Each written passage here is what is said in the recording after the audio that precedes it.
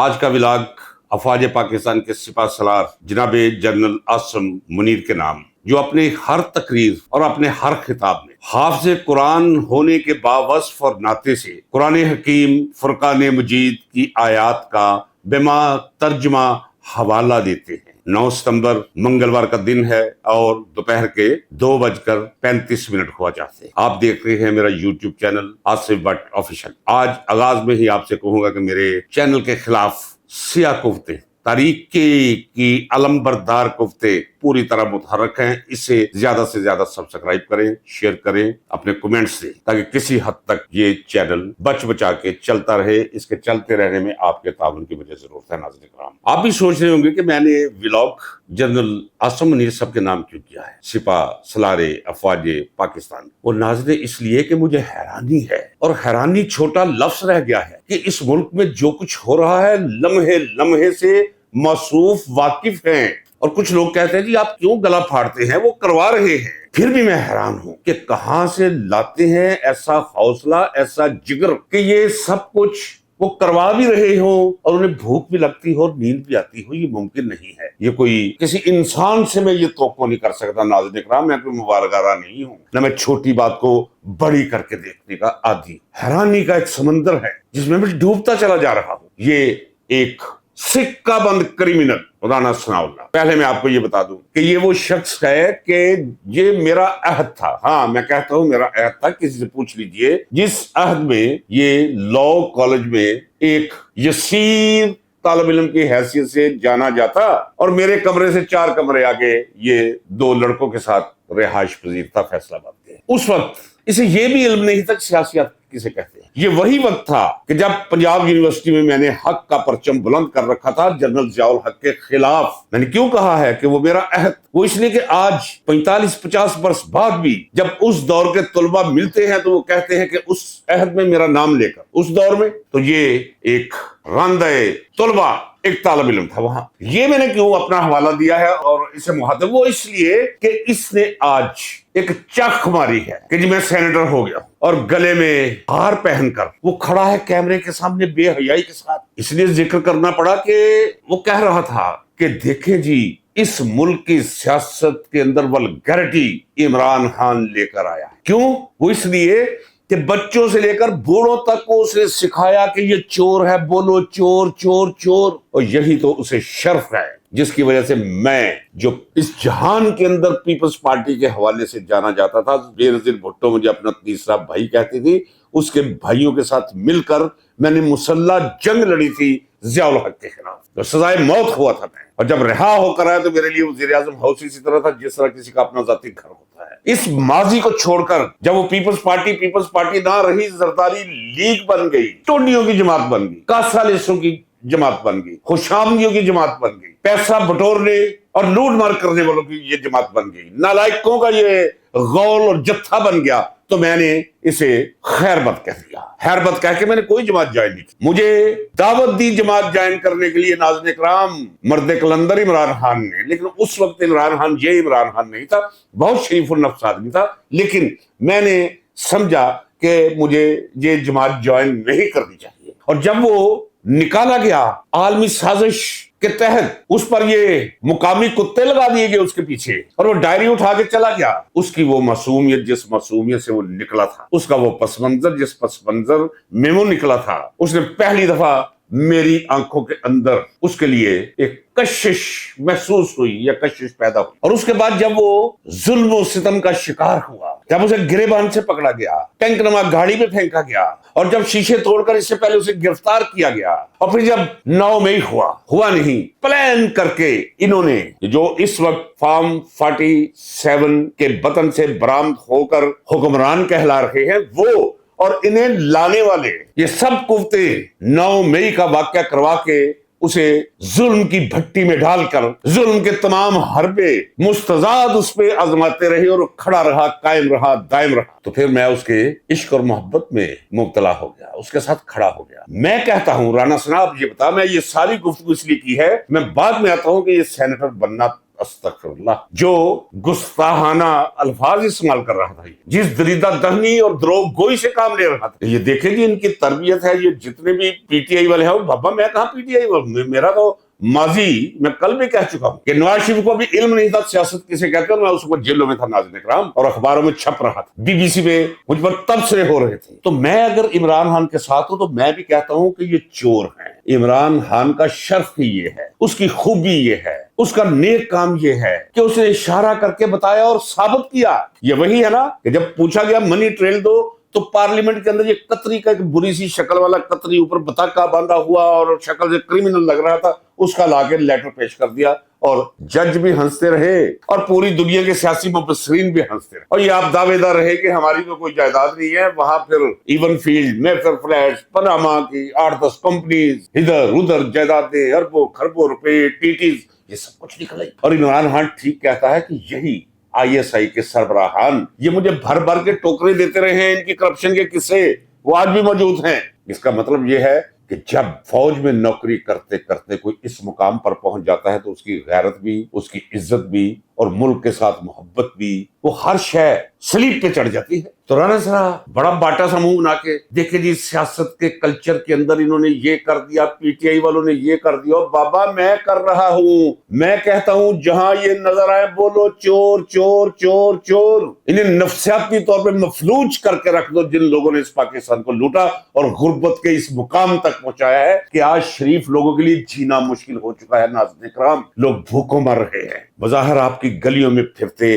جنہیں آپ اچھی طرح جانتے ہیں، انہیں اداکاری کرنی پڑ رہی ہے کہ ہم بھوکے نہیں ہیں. انہیں اداکاری کرنی پڑ رہی ہے کہ ہم بل نہیں دے سکتے. انہیں اداکاری کرنی پڑ رہی ہے کہ ہم کسی کے مرنے جینے پہ اس قابل نہیں رہے کہ شمولیت کر سکے. وہ اداکاری کر رہے ہیں بیچارے، تھک جائیں گے اداکاری سے. بھوک اور تہذیب کا آپس میں کوئی تعلق نہیں. ناظرین اکرام، بس میں تو سمجھتا ہوں کہ معاشی طور پہ بھی وہ وقت آنے والا ہے کہ ہر بندے کے ہاتھ جو کچھ آئے گا اٹھا کے باہر نکل آئے گا. اور یہاں تک کس نے پہنچایا ہے؟ یہاں تک پہنچایا ہے آصف زرداری، اس کی بہن فریال، اس کے جتنے یہ سارے سندھی ساتھی ہیں. میرا اللہ جانتا ہے لوٹ کے کھا گئے ہیں. ان کی سرشت کے اندر چوری چکاری لوٹ مار، اور یہ نواز کا خاندان اور باقی سارے لوگ، اور جن کی جیب میں کبھی 250 روپیہ اکٹھا نہیں ہوتا تو وہ کھرپتی ہوئے ہیں. ناظرین اکرام، تو انہیں اگر چور نہ کہیں پی ٹی آئی والے تو کیا کہیں؟ الحمدللہ میں نے بتایا تھا آپ کو آج سے 3 دن پہلے کہ میں کرتا رہتا ہوں، میں بالکل کرتا ہوں، میں اپنا ایک لمحہ بھی ضائع نہیں کرتا ہوں. ناظرین اکرام، میں خبر لیتا رہا ہوں، میں بے خبر ہوں، مجھے خبر باہر سے چاہیے ہوتی ہے. میں نے بتایا تھا کہ میں نے بچی سے پوچھا کہ بیٹا نواز شریف کو جانتے ہو؟ ہاں جانتی ہوں. کیسے؟ اس نے کہا وہ کیسا ہے؟ وہ چور ہے. اچھا، آصف زرداری؟ اس نے کہا وہ بھی چور ہے. اب میں نے یہ فیصلہ کیا ہے کہ میں اس عمر کے حصے میں لگتا تو اچھا نہیں ہوں، لیکن آپ کو دکھانے کے لیے اب میں زندگی کے ہر شعبے سے وابستہ لوگوں سے آزادانہ طور پہ ملوں گا. کوئی اس میں کینچی نہیں چلاؤں گا. جو کوئی کہے گا وہی آپ کے سامنے پیش کروں گا. ہر شخص انہیں چور کہے گا 99%. میں 100 سے پوچھوں گا 100 میں سے وہ کون 5 ہوں گے جو کہیں گے یہ چور چکے لٹیرے اور پاکستان کو معاشی طور پہ تباہ برباد کرنے والے نہیں. اور بچوں سے پوچھتا ہوں کہ ایماندار کون ہے؟ وہ کہتے ہیں عمران خان. کون؟ پریپ کے بچے، تیسری کے بچے، چوتھی کے بچے، او لیول کے بچے، اے لیول کے بچے، پنجاب یونیورسٹی کے لوگ، یونیورسٹیوں کے لوگ، گزرتی بچیاں، دیہاتی عورتیں، گھروں میں کام کرنے والی قابل احترام خواتین، ہڈوں اور پٹھوں کا 12 گھنٹے زور لگا کر رزق کمانے والے لیکن پھر بھی بھوک کے شکار لوگ. ان سے میں پوچھتا ہوں وہ بھی ہے چور ہے. یہ جو میں کہتا ہوں سب سے بڑا کارنامہ یہ ہے کہ اس نے نقاب اتار کے رکھ دی ہے. نہ صرف یہ، دیکھیں سچ اگر آپ نہیں بولتے تو کیا کریں گے؟ سچ تو قائم رہے گا. اور بھئی آپ سچ نہیں بولو گے تو بقول یسوع مسیح اور دیواروں میں چنے ہوئے پتھر سچ بولنا شروع کر دیں گے. اگر آپ خاموش ہو جاؤ گے تو. یہ فوج کی کتنی عزت ہوا کرتی تھی، اتنی عزت کہ جس کے لیے مجھے مناسب الفاظ نہیں مل رہے، کیونکہ جذبوں کا اظہار الفاظ اور جملوں میں نہیں ہو سکتا. یہ صرف محسوسات کی دنیا ہے. آج وہی فوج جس کے بارے میں کہہ رہا ہوں کہ اس محبت کو نہ ماپا جا سکتا نہ زبان سے بتایا جا سکتا ہے، وہ محبت تھی. اس وقت کیا ہے؟ فوج کچھ بھی نہیں کر رہی. جب میں کہہ رہا ہوں کچھ بھی نہیں کر رہی، جائیں جا کے ایک جوان سے لے کر اس جنرل تک جائیں جو صرف تنخواہ پہ اپنا گزارا کر رہا ہے. اس کا کوئی تعلق نہیں جو گند مچایا ہوا ہے ان لوگوں نے. ان کی وجہ سے پوری کی پوری فوج بدنام ہو کر رہے گی. صدمہ مجھے یہ ہے، آپ کیا کہتے ہیں کہ ساری کی ساری فوج، بابا میرے گھر سے فوج میں لوگ، میرے دوست فوج کے اندر موجود، ڈسپلن ہے، لیکن اس ملک میں جو کچھ ہو رہا ہے اس پر راضی نہیں ہے وہ، تو انہیں اپنے باپ بھول گئے ہیں۔ ان کے بس میں ہو نا، یہ خواجہ اعظم کے بس میں ہو، یہ رانا ثناء اللہ کے بس میں ہو، یہ ٹٹر کے بس میں ہو، وہ کیا نام ہے تارڑ، پتہ نہیں کس شعبے کا منسٹر ہے وہ، ہمیں تو یہ بھی نہیں یاد رہا، اتنا ذلیل کر کے رکھ دیا انہوں نے لفظ وفاقی وزیر کو۔ یہ سارے وہ لوگ ہیں کہ اگر ان کے بس میں ہو تو اپنی ولدیت کٹوا کر یہ ولد جنرل عاصم منیر لکھوا دیا گیا۔ اس حد تک گرے ہوئے چھوٹے لوگ ہیں یہ، ناظرین کرام، انہوں نے خراب کیا ہے فوج کو۔ میں اکثر کہا کرتا ہوں کہ چھاونیاں شہر سے کم از کم 30 کلومیٹر دور ہونی چاہیے، کسی سویلین کو وہاں جانے کی اجازت نہیں ہونی چاہیے، نہ فوجی کو ان سول شاپنگ سینٹر میں آنے کی اجازت ہونی چاہیے۔ ان کے شاپنگ سینٹر بھی وہاں ہونے چاہیے جہاں ان کی ویراسٹی قائم رہے، ان کی پاکیزگی قائم رہے۔ کوئی ایک مسئلہ نہیں اس ملک کے اندر برباد کر کے رکھ دیا ہے، فوج کو بھی، عوام کو اتنا دور کر دیا ہے کہ وہ، میرا خیال ہے کہ بھارتی جنتا بھی اتنی مخالف نہیں ہے اس فوج کی جتنے یہ مخالف ہو گئے ہیں۔ تو ایویں نہیں ہوئے، سیدھی بات میں بتاتا ہوں، ایویں نہیں ہو۔ جو کچھ اس ملک میں ہوا ہے اس کا نتیجہ اور کیا ہوگا؟ 2 + 2 = 17 تو نہیں ہو سکتا، 4 ہی ہوگا۔ یہی کچھ ہو رہا ہے اس ملک، اور جب تک یہ رانا ثناء آپ اس طرح سینیٹر بنواتے رہیں گے جس طرح سینیٹر بنوایا ہے۔ اب میں پوچھ سکتا ہوں کہ کیا قرآن اس کی اجازت دیتا ہے کہ آپ کے پاس اختیار ہو؟ یہ ساری دنیا کو پتا ہے کہ اس وقت پاکستان کا اختیار اللہ کے بعد جنرل عاصم منیر کے ہاتھ میں ہے اور اس کے ہم خیال جنرلز کے ہاتھ میں، اور یہ سارے لائے ہوئے کاغذ کے سپاہی پپٹس، اور یہاں کوئی قرآن کی آیت ایسی نہیں ہے جو اس کے بارے میں تنبیہ کرتی ہو کہ یہ نہ کرو۔ بھرا پڑا ہے قرآن، جواب دینا پڑے گا اگلے جہان جا کے۔ جتنی کسی کی ذمہ داری ہوگی اتنا ہی روز محشر حساب دینا پڑے گا۔ اگر کسی کے ذہن میں یہ ہے کہ حساب کتاب کے بغیر ہی نہیں، اور پھر دنیا میں بھی پکڑ آتی ہے، میں نے تو دنیا میں دیکھا ہے، پکڑ بطش انا بطشا ربک لشدید، تیرے رب کی پکڑ بہت سخت ہے۔ وہ آج بھی آ سکتی ہے، ہو سکتا ہے میں ولاگ ختم کر رہا ہوں اور آپ اللہ کی پکڑ میں آگے ہوں جو اس ملک میں آپ کر رہے ہو۔ مجھے تو اس عمر میں سمجھ نہیں آتی، کبھی کبھی سوچتا ہوں میں، ایک لمحہ بھی نصیب نہیں ہوا اس ملک کے لیے اپنا لڑکپن جب پہلی دفعہ میں جیل میں گیا، اس وقت بھی پاکستان کو بچانے کے لیے بنگلہ دیش نامن، حالانکہ اس نے تو منظور ہو کر رہنا تھا، اور تب سے لے کر آج تک جیلے قلعے سزائے موت، ایک ایک رات ہزاروں مہینوں کی راتوں سے زیادہ سخت میں نے گزاری ہوئی ہیں، اور جن کے سامنے گزاری ہیں وہ سب سنتے ہیں میرے، وہ کہیں گے ہاں سچ کہتا ہے یہ۔ تو آج اگر میں دیکھوں کہ میرا ملک وہ میری تمام تپسیا اور میری تمام جد و جہد کے، میری کاوشوں کے باوجود اس سے بدترین مقام پر کھڑا ہے، تو میں چیخوں گا کہ نہیں تو کیا کروں گا؟ یہی آئین جسے پامال کیا جا رہا ہے، اس آئین کی بالادستی کے لیے میں نے اپنا گلا دار کی خشک ٹہنی سے لگا لیا تھا، مجھے تو بچانے والے نے مجھے بچا لیا، میری تو آخری ملاقات ہو چکی تھی۔ ناظرین اکرام، آپ پھر پوچھتے ہیں ڈر جاؤ، رک جاؤ، مت کہو، میں کوئی پاگل نہیں ہوں ناظرین اکرام، میں ریپرکشن میں سارے حساب کتاب کا ماہر ہوں، مجھے پتا ہے، لیکن جب بندہ طے کر لے کہ بھی ٹھیک ہے۔ اور دوسری بات آپ کو بتا دوں ناظرین اکرام، میری طاقت کا سرچشمہ کربلا ہے۔ میں آپ کو آج بتا دوں راز کی بات، میں نے اللہ کے بعد اپنے آپ کو مولا علی کے سپرد کر دیا ہوا ہے، وعدے کے ساتھ گنبد کی طرف تصور میں خاط کر کے کہ میں سچ بولوں گا، جو میرے ساتھ ہوتا ہے وہ ہو جائے۔ جب میں نے یہ طے کر لیا جو میرے ساتھ ہوتا ہے ہو جائے تو ہو جائے بھائی، ہو جائے، آپ کو حیران ہونے کی کوئی ضرورت نہیں۔ ہاں، اگر لائٹ آف ہو جائے، پردے گر جائے، اندھیرا چھا جائے اور میں آپ کو نظر نہ ہوں، تو بس میرے لیے دعا کیا کیجیے گا، پرواہ مجھے کوئی نہیں ہوگی کہیں کسی بھی حال میں۔ جب بندہ ذہنی طور پہ تیار ہو تو بات ختم ہوگی نا۔ وہ ذوق کا شعر ہے کہ مزے جو موت کے عاشق بیاں کبھو کرتے، مسیح و خضر بھی مرنے کی آرزو کرتے۔ یہ جو تکلیفیں ہیں جو میں کہہ رہا ہوں، اس کے عوض اور بالبدل جن سے میرا پالا پڑے گا، میں نے تو ابھی سے اس سے لطف لینا شروع کر دیا ہوا ہے۔ آپ کدھر پھرتے؟ کوئی کدھر پھرتا؟ ہر کمزور شخص جس طرح جا کے الف ہو جاتا ہے باتھ روم میں اپنے سامنے، اسی طرح اسے جب حیرت ہوتی ہے تو اپنے وصف کے بنا پر ہوتی ہے کہ یار میں تو بالکل کچھ زناج ہے وہاں، یہ باتیں کیا کر رہا ہے بھائی؟ تو جو وہ ہیں انہیں ان کا باطن مبارک، اور یہ گھاٹے کا سودا کرنے والا سوداگر، مجھے میرے سودے مبارک۔ آئیے اب یہ رانا ثناء اللہ کی طرف۔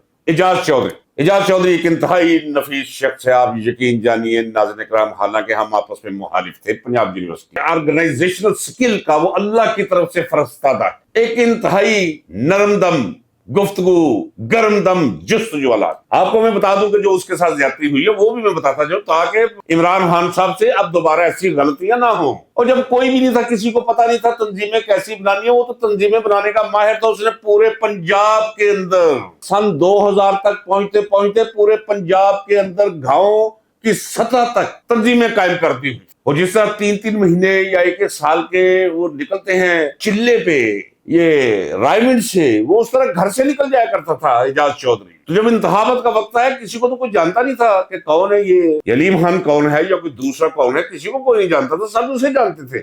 لہذا اعجاز چودھری کو صدر بنا دیا گیا.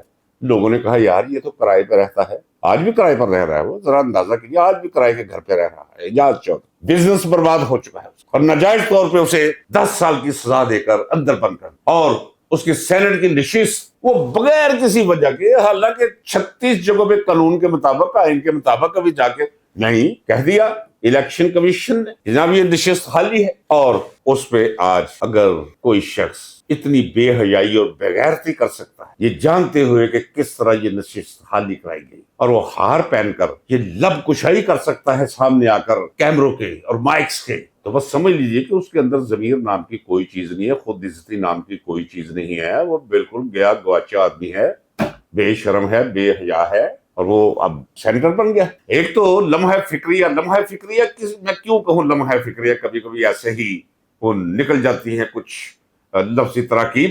لمحہ فکریہ تو اس کے لیے ہوتا ہے جس کے اندر فکر کا مادہ ہو، تو جب مادہ ہی بے حیائی کا ہو تو وہاں کسی نے فکر کیا کر دیا، موجے موجہ نے. تو یہ وہ لوگ ہیں جنہیں موجے موجے ہیں. میں نے کچھ نام لیے تھے اور کہا تھا کہ جنہیں ان القابات سے موسوم کیا جاتا ہے، یہ کوئی ان کی ذات نہیں ہوا کرتی، ان کے رویے ایسے ہوا کرتے، ان کی سوچ ایسی ہوا کرتی. یہ وہی ہے ناظرین کرام. اور میں نے جو نام کیا جنرل عاصم منیر صاحب کے، وہ اس لیے کہ خدا کے لیے جنرل صاحب ہے سپاہ سالار افواج پاکستان، ایک واحد اسلامی ایٹمی قوت سے مالا مال ملک کے افواج کے سربراہ سپاہ سالار یہ کیا کروا رہے ہیں آپ؟ اور ساری دنیا دیکھ رہی ہے، آپ ساری دنیا دیکھ رہی ہے آپ جو کچھ کروا رہے ہیں آپ، اور جو کچھ کر رہے ہیں عمران خان کے ساتھ، اور جو کچھ روزمرہ کی بنیاد پر آپ کے محکمے کی ایجنسی کروا رہی ہے. اب علیمہ خان ٹارگٹ، آپ نے کوشش کی توڑنے کی اس پارٹی، آپ نے باور کرانے کی کوشش کی پی ٹی آئی سے محبت کر، عمران خان سے عشق کرنے والوں کو مایوس کروانے کی کوشش کی کہ الف بے کے گلے پڑ گیا، بے جیم کے گلے پڑ گیا، فلاں پراکسی ہے، فلاں 2 نمبر ہے، فلاں 17 نمبر ہے، میں اس کو نہیں مانتا، وہ کہہ رہے ہیں میں اس کو نہیں مانتا. ان کی حیثیت کوئی نہیں، قطعی طور پہ کوئی حیثیت. پی ٹی آئی کو نقصان پہنچانے کی اگر فرض کرے، اللہ نہ کرے کوئی بھی ہو، وہ نقصان نہیں پہنچا سکتا. P T I Imran Khan کا نام ہے، اللہ کرے یہ سلامت رہے، سارے سر سلامت رہے، پھلے پھولے، آگے بڑھے، قیادت کرے قوم کی. یہ جو آپس میں لڑ رہے ہیں، لیکن اگر ان میں سے ایک بھی نہ رہے تو بجائے اس کے برائی کی یہ اچھائی ہوگی، کیونکہ لوگ عمران خان کے ساتھ، لوگ انہیں دیکھ چکے ہیں. جو اچھے بلے ہیں ان کے بارے میں بھی تشکیک کا شکار ہے پی ٹی آئی کے نوجوان. وہ تو صاف کہتے ہیں ہمیں کوئی پتہ نہیں کوئی کون ہے، یہ گنڈا پور یہ کون ہے، یہ فلاں خاتون یہ کون ہے، فلاں وہ کون ہے، یہ شیر مروت یہ کون ہے. شیر مروت تو مروت تب تھا کہ جب عمران خان کا نام اس کے ساتھ تھا. تو پارٹی کو تقسیم کرنے کا سارا سلسلہ وہ کبھی کامیاب نہیں ہو سکتا. عمران خان کو زیادہ دیر تک آپ اندر نہیں رکھ سکتے، یہ میں بالکل یقین دلا دیتا ہوں. جنرل صاحب آپ کو بھی یقین دلا دیں، نہیں رکھ سکتے، میں نہیں رکھ سکتے، بالکل نہیں رکھ سکتے. قوم من حیث القوم، فوج کی مخالفت میں فوج سے بہت دور تک چلی جا رہی ہے، جس میں فوج کا قصور نہیں ساری کی ساری کا، صرف چند جنرلز ہیں جو قیادت ہے اس وقت، جس کے ڈسپلن میں ہے. آپ نے ٹھیک کہا، لیکن جنرل صاحب وہ کہتے ہیں کہ خاصاں دی گل آما اگے نہیں مناسب کرنی، مٹھی کھیر پکا محمد جی میں کتیاں اگے ترنی. آپ نے کیوں کہا تھا اسے، سہیل بڑیچ کو، بقول اس کے کہ جنرل عاصم منیر صاحب نے مجھے کہا تھا تنہائی میں رازدارانہ لہجے میں کہ اگر گدا بھی چیف آف آرمی سٹاف ہو جائے پاکستان کا، سب کو سلیوٹ کرنا پڑتا ہے اسے. جنرل صاحب آپ کو مشورہ ہے کہ یہ زوم بھی چھوڑ دیں، کہ ڈسپلن خدا کرے یہ قائم رہے. لیکن جدھر حالات و واقعات کو میں جاتے دیکھ رہا ہوں، میں محسوس کرتا ہوں اپنے باطن میں، یہ کوئی وشفل وہ نہیں ہے کہ مجھے وائبز آتی ہیں، نہیں، میرا ماضی گواہ ہے کہ جو ماضی میں نے محسوس کیا ہے وہ ہوا ہے. بس ایک سوالیہ نشان ہے آج یہ، جس طرح 9 مئی کروایا گیا، 8 فروری کا الیکشن چرایا گیا، اس سے پہلے اس کے نشان سے، اس کی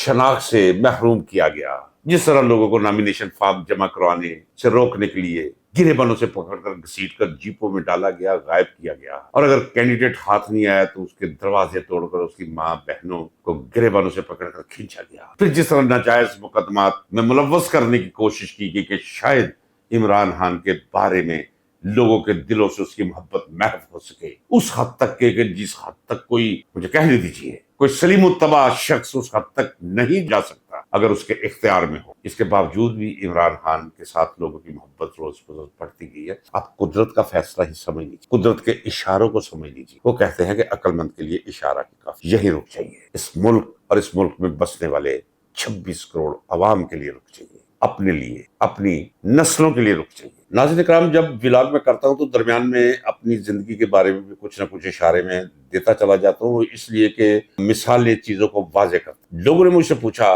کہ آپ کی کتاب کا پتہ کہاں سے ملے گی؟ میں نے نہ چاہتے ہوئے بھی، لیکن ٹھیک کیا میں نے، یہ کتاب ہے، یہ ضرور پڑھیے۔ یہ پاکستان کی سیاست عالمی تناظر میں بڑے دلچسپ انداز میں آپ کو کلیئر کر دیں۔ سیاست، اس کے باطن کے اندر کیا کیا سازشیں پلتی ہیں، کیا کیا غلاظتیں جنم لیتی ہے، اس کا بھی آپ کو علم۔ یہ کتاب فقط میری سوانح عمری نہیں ہے، کبھی یہ آپ کو اخلاقیات کی دنیا میں لے جائے گی، کبھی سیاسیات کی دنیا میں لے جائے گی، کہیں شعر و ادب کی دنیا میں لے جائے گی، کہیں جغرافی اور تاریخ کی دنیا میں لے جائے گی، کبھی آپ کو انسان کی پیرا سائیکالوجی کے اندر لے جائے گی، اور کبھی یہ آپ کو خدا کی تلاش کے سفر کی طرف بھی لے جائے گی میرے ساتھ ساتھ۔ بہت دلچسپ کتاب ہے، اسے ضرور پڑھیے۔ یہ وہ کتاب ہے جو پاکستان میں سب سے زیادہ بکنے والی کتاب ہے، اس کا 5واں ایڈیشن ہے۔